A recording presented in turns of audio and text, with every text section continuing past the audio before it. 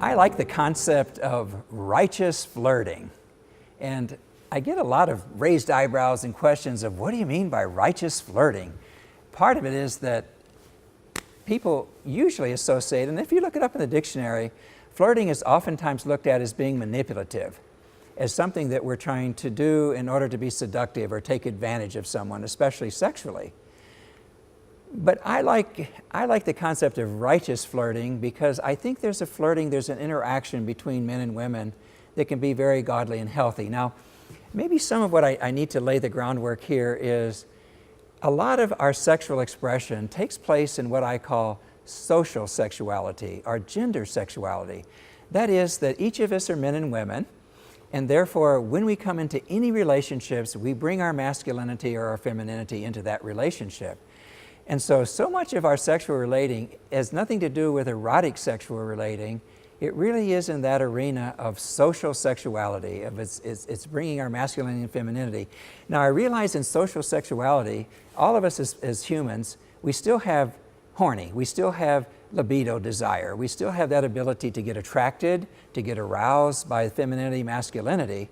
So within social sexuality, we try to be careful to boundary the erotic part of it, the erotic feelings, because obviously if we act on every one of our erotic feelings, we're going to be in trouble, rather than letting our mind discipline our feelings as we do in other areas of life. But social sexuality then should include a lot of righteous flirting. Okay, how would I define righteous flirting?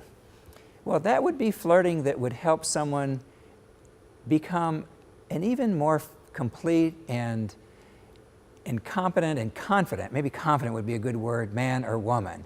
So that if I am flirting with one of my female sisters in Christ, another woman, I'm realizing that I'm married and there's certain types of flirting that wouldn't be appropriate. But that idea that I can enjoy her femininity, so that so often I will say, if I am talking with a man, I don't know, sometimes we wonder, can we flirt with men in terms of, and I always tell, well, it needs to be violent and it needs to be, more masculine. But there's a part of it that we really can bring out the gender and make us feel more confident as a man and woman for the interaction. Some of that's just compliments. Some of it is the banter that can take place where we're flirting, but we still have boundaries. We realize that this isn't our woman, this isn't our Eve, but we're enjoying. This isn't our Adam, this isn't our husband, or even husband-to-be probably. But we're still enjoying and helping it. A good example to me of flirting would be I have a 94-year-old mother-in-law, and she doesn't have any men in her life anymore, really, except me, an occasional person that visits from the church that's near the old folks' home, the nursing home.